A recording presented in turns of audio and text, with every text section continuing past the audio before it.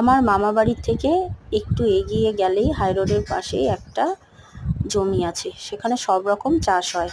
তো আমরা সেখানেই বিকেলবেলা এসছিলাম একটু ঘুরতে। আর এখানে বিভিন্ন রকম চাষ হয়েছে, যেমন ভুট্টা আর কালো তিল আর সাদা তিল আর হচ্ছে বরবটি আর ধান, সিম, অনেক কিছু। তো সেখানেই আমি একটু ভিডিও করে আপনাদের সঙ্গে শেয়ার করছি। যদি ভিডিওটা ভালো লেগে থাকে একটি লাইক করে পাশে থাকবেন।